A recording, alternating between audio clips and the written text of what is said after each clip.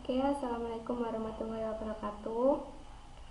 Ya, alhamdulillah kita bisa berjumpa di pertemuan kali ini. Semoga kita semua selalu sehat dan terhindar dari hal yang tidak kita inginkan. Amin. Nah, untuk pertemuan kali ini saya akan menjelaskan materi selanjutnya, yaitu menyusun preferensi sistem IOP. Kan kita kemarin yang terakhir sudah membahas tentang menyusun setup pajak gitu ya. Nah, lalu kita selanjutnya akan membahas menyusun preferensi sistem IOP. Nah, perusahaan itu sudah menentukan kebijakan untuk termin pembayaran, baik di pembelian maupun di penjualan. Nah, dengan termin 2% diskon jika pembayaran dilakukan selama 10 hari dari tanggal transaksi. Jatuh temponya tuh selama 30 hari. Nah, untuk menentukan preferensi tersebut tuh bisa diterapkan atau bisa kita klik di menu setup ini, lalu pilih yang preference ini, lalu di bagian sales ini ya. Nah, di sini ini ada preference yang di sales tadi, lalu kita pilih yang terms yang ini. Nah, di sini ada payment is due. Nah, di sini ada COD, ada prepaid, ada in a given off day ini. Nah, kita pilih yang in a given off day ini.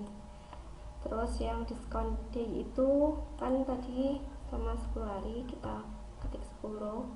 Lalu ada yang balance due itu selama 30 hari tadi ya. Lalu yang diskon tadi, diskon sebesar 2%.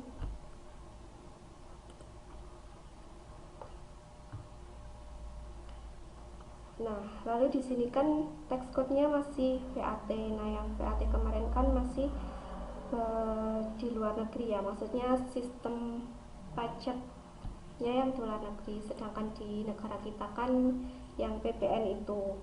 Nah, kita pilih yang VAT ini, use tax.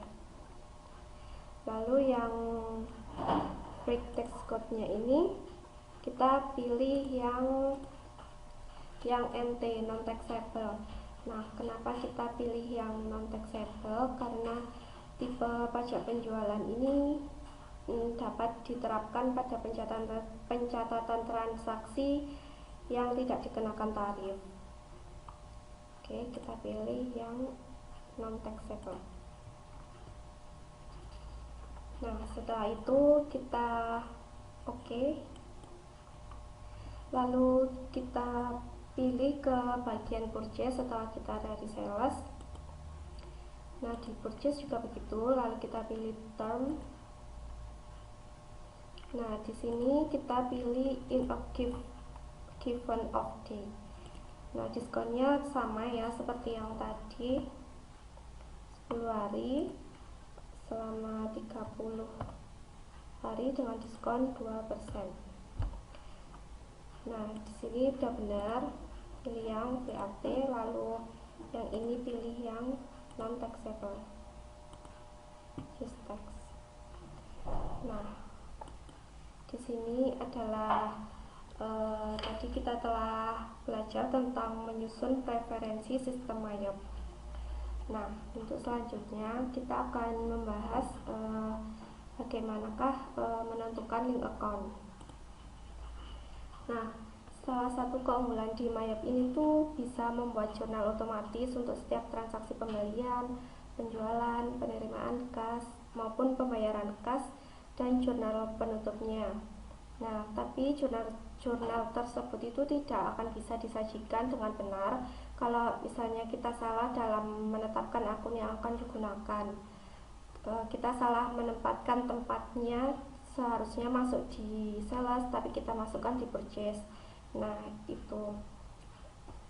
Lalu kita akan memasukkan atau menentukan link account itu yang pertama dibagi menjadi 3 kelompok ya. Nah, yang pertama itu kita bisa pilih menu di setup, lalu link account. Nah, ini dibagi dalam 3 kelompok tadi. Yang pertama yaitu ada account dan banking account ini, yang kedua ada sales account, lalu yang ketiga ada purchase account. Nah, yang account and banking kita klik. Nah, di sini ada equity account for current earning. Nah, itu penomorannya dimulai dari nomor 3. Akun ini tuh digunakan sebagai kumpulan saldo laba atau rugi pada periode tahun yang sedang berjalan itu. Nah, lalu yang kedua ada equity account for retained earning ini juga sama didahului dengan nomor 3. Nah, ini juga kumpulan laba rugi pada periode yang sudah ditutup bukunya. Lalu yang ketiga ada equity account for historical balancing ini juga didahului dengan nomor 3. Nah, akun ini tuh digunakan untuk menampung selisih pemasukan saldo awal periodenya. Lalu yang terakhir ada bank account for undeposit fund ini, itu didahului dengan penomoran angka 1. Nah, itu digunakan untuk penampungan sementara penerimaan pembayaran dari pelanggan yang belum cair dari bank atau dari kas perusahaan ya. Lalu kita pilih OK, lalu kita ke setup, kembali ke setup, lalu pilih yang link account.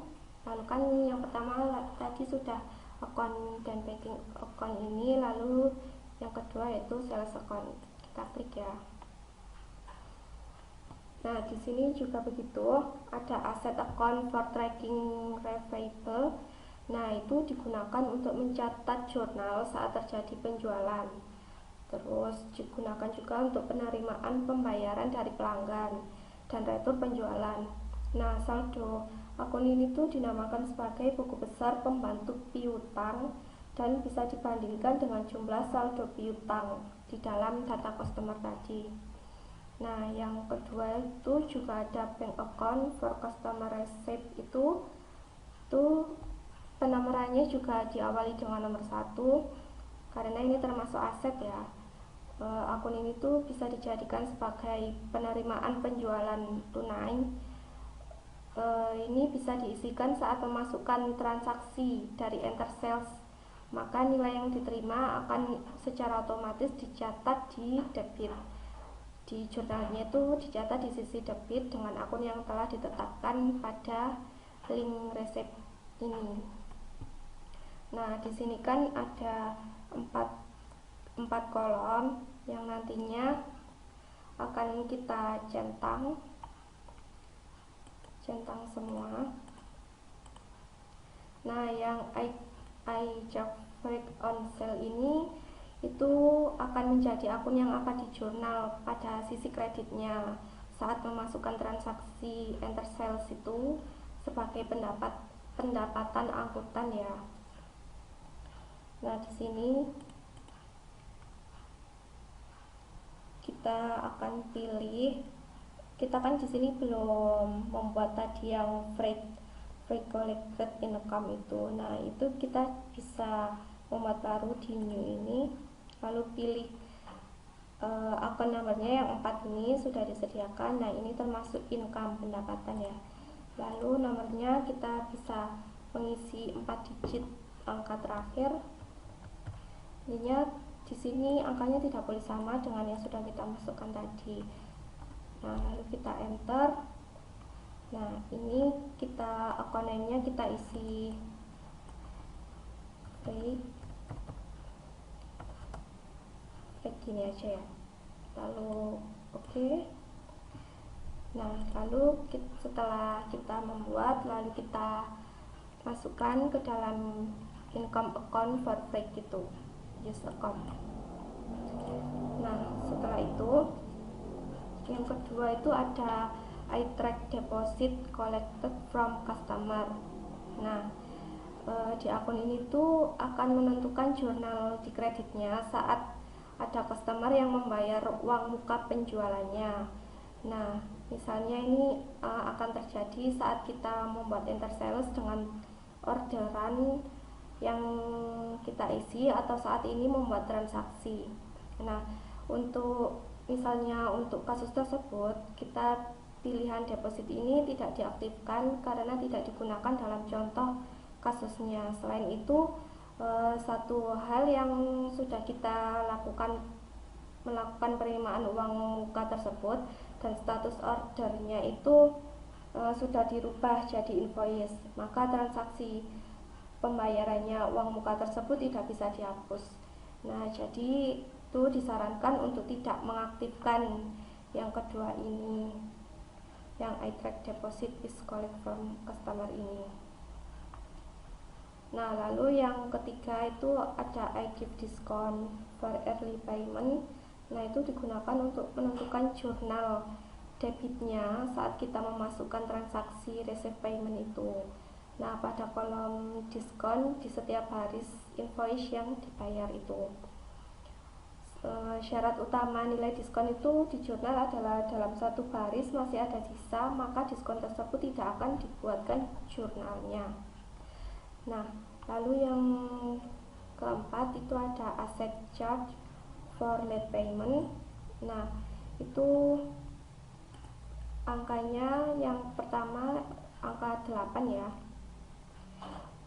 Itu akun ini akan menentukan jurnal jika pada saat kita melakukan finance itu kita isikan. Nah, field ini selain digunakan sebagai finance atau denda terlambat bayar ya, itu bisa juga digunakan untuk menggantikan file diskon yang ada link di atasnya, atau bisa juga digunakan untuk menampung pajak pungut seperti PPh 23 itu. Nah, cara pengisian untuk diskon dan pajak tersebut itu dengan mengetik nilai minus. Oke, itu tadi kita buat yang other income ini. Kita coba. Nah, di sini tadi income.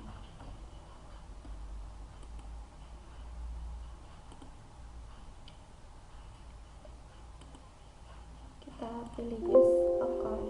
Oke. Yang ini tadi kan kita belum isi ya. Yang liability itu yang I track deposit. Nah, itu kita pilih yang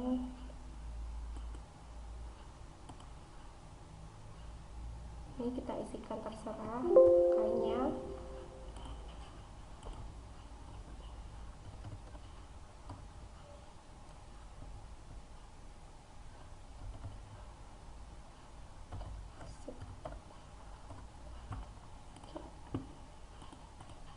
Lalu kita pilih yang sudah kita buat tadi, this account. Nah, ini sales, penjualan ya. Kita pilih yang oke.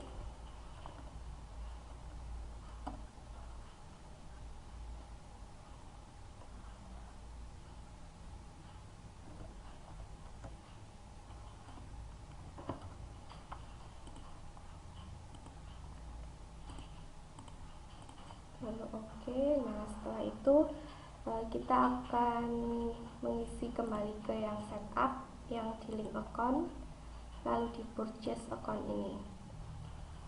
Nah, di purchase account sendiri ini juga ada liability account for tracking payable. Nah, itu angka yang pertama didahului dengan angka 2 ya. Nah, akun ini tuh untuk menampung nilai utang saat kita membuat transaksi. Nah, akun ini nantinya itu akan dijadikan sebagai buku besar umum utang dagang yang saldonya akan dibandingkan dan harus sama dengan total utang kepada para suppliernya. Lalu ada bank account for paying bill, ini didahului dengan angka 1. Nah, akun ini tuh akan menjadi default cash atau bank yang akan mengeluarkan uang saat kita mengisikan transaksi di enter purchase dan mengisi langsung di default paid today itu yang ada di bagian bawah itu ya. Lalu di sini ada I can receive item with a supplier bill itu. Nah, pilihan ini tuh sementara kita menggunakan yang file ini. Nah, kegunaan dari ini tuh adalah untuk menampung sementara transaksi penerimaan barang yang belum ada tagihan di supplier. Nah, di default ini itu untuk tipe pilihan untuk utang, liability. Nah, lalu yang kedua, I pay break on purchase ini didahului dengan angka 5. Nah, akun ini tuh nantinya akan mengakibatkan jurnal pada debit itu saat kita masukkan transaksi pembelian dan mengisikan file flagnya di bagian bawah tadi itu sebagai biaya angkut pembelian. Nah, yang di iTrack deposit paid to supplier itu di sini tuh tidak diaktifkan karena alasannya yang hampir saya jelaskan yang seperti di sales tadi, sama mengapa tidak diaktifkan uang muka penjualan pada link akun di sales tadi ya. Lalu ada I take discount for early payment. Nah, ini juga tidak diaktifkan dengan alasan yang pada kondisi di link akun sales yang saya jelaskan tadi. Lalu yang terakhir pay change for late payment itu ini akan mengakibatkan jurnal yang di sisi debit itu melakukan transaksi pay bill dan mengisi amount pada finance chart yang di bagian bawah tadi. Oke, saya lanjutkan. Nah, bagaimana caranya kita menampilkan link account yang ada di setup tadi, yang di link account ada 3 kelompok ini. Nah, caranya tuh bisa menampilkan yang sudah kita tentukan tadi. Itu yang pertama, kita ke menu report. Nah, di report ini lalu kita pilih index to report, lalu pilih account, lalu pilih yang link account. Nah, lalu kita pilih display. Nah, secara otomatis kita akan ditampilkan daftar-daftar link account yang kita buat tadi. Nah, sekarang kita akan membuat data customer atau pelanggan ya.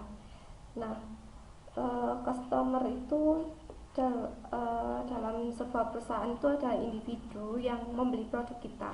Nah, pelanggan tersebut akan kita catat dalam kartu yang bisa dicatat lengkap beserta ada alamatnya, terus teleponnya, terus informasi lainnya. Nah, daftar customer ini bisa dimasukkan atau langsung saja kita pilih menu card file. Nah, di card file ini lalu kita pilih yang card list. Lalu sama dengan yang lainnya, jika kita akan membuat baru, maka pilih menu new. Nah, di sini ada profil. Ini ya, profil. Nah, profil ini akan kita isikan tipe kartu customernya. Nah, di sini ada namanya, terus ada lokasi alamatnya, ada nomor telepon sini, lalu ada fax email, ada websitenya. Nah, lalu yang kita isi dulu ya. Misalkan ini sudah dalam bentuk customer. Nah, maka kita pilih customer, lalu namanya misalkan toko biru, kita enter. Nah, di card ID ini kita isikan misalnya C01. Nah, lalu kita isi alamatnya, misalkan Jalan Bogor nomor 40. Lalu kotanya, ini kota Malang. Lalu kita pilih country-nya Indonesia.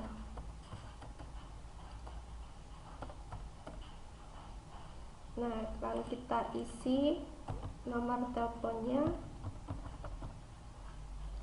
Nah, lalu setelah sudah mengisi semua, lalu kita oke.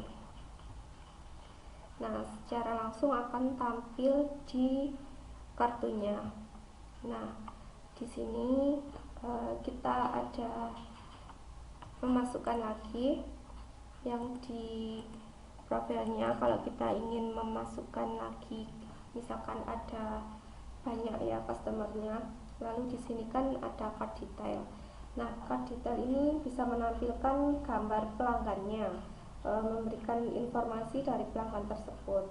Nah, kalau selling detail ini untuk tampilan layout invoice itu faktur ya, saat kita membuat transaksi penjualan.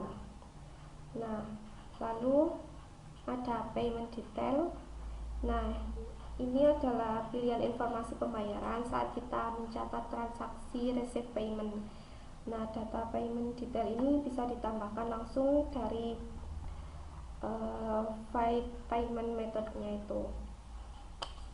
Nah, lalu ada kontak log. Di sini bagian memperlihatkan rekaman daftar yang atau ringkasan yang telah kita hubungi customer tersebut. Nah, lalu ada jobs. Ini untuk menginformasikan rekaman transaksi terhadap customer yang bersangkutan. Terus yang terakhir ada history. Nah, ini untuk menginformasikan rekaman atas nilai penjualan tiap tahunnya. Nah, selain itu juga menginformasikan sejak kapan customer tersebut menjadi pelanggan kita, terus kapan penjualan terakhir dilakukan, kapan pembayaran terakhir dilakukan, dan rata-rata umur pembayaran dari tanggal invoice, dan juga bisa menentukan nilai penjualan tertinggi dan saldo piutang tertinggi. Nah, di sini kita sebaiknya menggunakan yang profil ini dulu.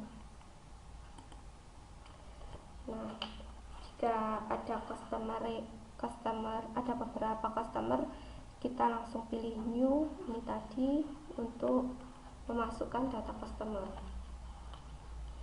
Nah, sekarang kita akan membuat di data pemasok supplier. Nah, di supplier ini caranya sama dengan yang membuat di customer tadi. Kita hanya mengganti tipe kartunya dari customer yang ini menjadi ke supplier ya. Kita pilih new aja. Nah, di sini kita kan tadi ngisi yang customer ini. Nah, kita sekarang akan mengisi yang supplier. Nah, ini akan dimasukkan ke dalam database Mayop. Nah, misalnya kita isikan di sini sudah supplier, misalkan namanya Bintang Jaya. Lalu enter. Nah, di sini cardnya S001. Lalu kita tambahkan alamatnya, misalkan Jalan Pagar nomor 1, kotanya kota Malang. Nah, di sini country-nya Indonesia. Lalu kita isikan nomornya, nomor teleponnya sama seperti yang tadi, lalu kita oke. Nah, di sini secara langsung akan tertampil nama supplier yang sudah kita isi tadi. Nah, sama dengan yang tadi untuk mengisi di data customer baik supplier, hanya saja kita mengisi yang tadi di bagian card tipenya ini. Nah, itu. Nah, sekarang bagaimana caranya menampilkan daftar customer dan supplier? Nah, ini bisa ditampilkan di laporan baik secara ringkas maupun detailnya. Nah, untuk menampilkan laporan tersebut, kita bisa pilih report, lalu pilih yang ini, lalu pilih yang card list summary ini, lalu display. Nah, di sini secara langsung di card listnya akan tampil siapa aja nama daftar supplier kita dan siapa aja daftar customer kita. Nah, lalu kita akan membuat data item barang. Item yang dimasukkan di sini tuh bukan hanya terbatas pada barang dagangannya yang dijual maupun dibeli ya, tetapi bisa diperluas tidak hanya dalam bentuk suatu jenis barang, bisa juga berbentuk suatu nama yang dijual atau yang dibeli. Nah, item ini itu nantinya akan menjadi satu data yang bisa dipilih saat kita melakukan proses pembelian. Nah, maupun saat ini melakukan proses penjualan. Nah, untuk membuat item ini bisa dibuka melalui beberapa cara ya. Nah, yang pertama kita ke inventory ini, ke menu inventory, lalu kita ke item list ini. Nah, ini adalah cara yang pertama. Nah, kita juga bisa menggunakan cara yang kedua, yaitu kita pilih list, lalu kita pilih item. Nah, sama aja ya. Nah, ini sampai di sini Windows item listnya itu akan tampil. Nah, jika kita ingin membuat baru, maka kita pilih klik new. Selanjutnya kita tinggal tentukan kode itemnya, kode barangnya. Ini misalkan B001, lalu kita tentukan nama itemnya, misalkan judulnya, judul bukunya, pengertian ayo. Nah, di sini kita juga akan mengisi keterangan lainnya, misalkan ini kan dicentang ya, dicentang semua. Lalu di sini kita pilih yang awal nomornya yang 5. Nah, 5 ini misalkan 3455. Nah, lalu account name-nya cost of sale.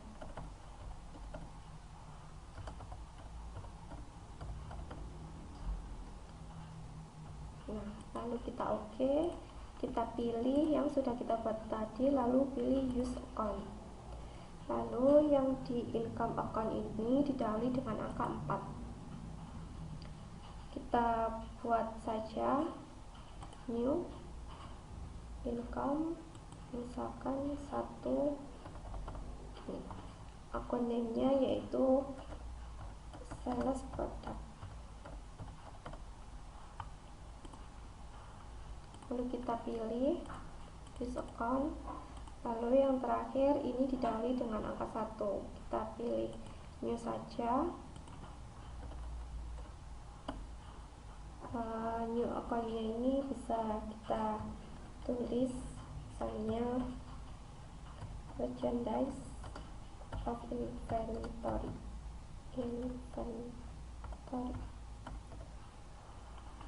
Nah, oke, lalu kita gunakan yang tadi use account. Nah, setelah itu lalu kita oke. Lalu di sini kita juga bisa mengisi text code-nya. yang kita bisa pilih yang VAT tadi ya. Oke. Nah, ini di sini harus kita isi atau VAT-nya atau PPN-nya tadi. Nah, lalu kita ke item number. Nah, di item number ini kode barang yang bersangkutan itu maksimal 30 karakter. Nah, bisa huruf, bisa angka, atau bisa tanda baca ya. Nah, saya ulangi lagi. Misalkan namanya tadi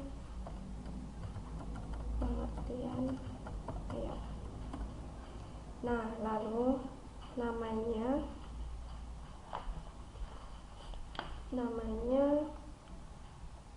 ini item nomornya yang P001 tadi ya. P001, lalu name-nya pengertian mayor, bisa kita ubah pengertian ekonomi saja. Nah, setelah itu kita menentukan yang ini tadi ya, yang buy itu tentukan jenis item yang sedang dibuat. Nah, item tersebut tuh bisa kita kelompokkan dengan cara mengaktifkan yang 3 ini tadi, yang I buy, I sell, lalu I inventory ini. Nah, ada beberapa kondisi dalam jenis item ini. Yang I buy ini tuh hanya dibeli saja, biasanya jenis bebannya. Nah, kalau yang I sell ini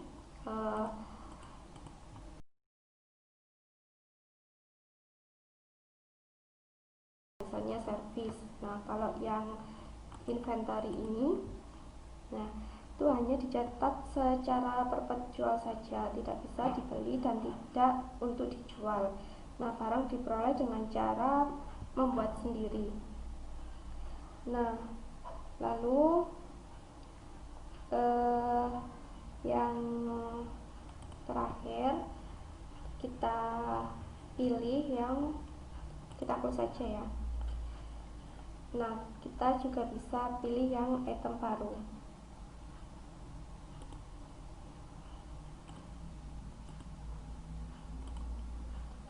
Kalau kita ingin membuat item baru, kita bisa gunakan list tadi. Kita bisa gunakan list, lalu item. Juga bisa menggunakan yang di inventory ini, lalu item list. Nah, dari sini bila ada pertanyaan mohon disampaikan lewat grup WhatsApp atau bisa chat pribadi saya. Apabila ada kurang lebihnya mohon maaf. Sekian pertemuan kali ini, semoga apa yang kita dapatkan bisa bermanfaat. Kurang lebihnya saya mohon maaf. Wassalamualaikum warahmatullahi wabarakatuh.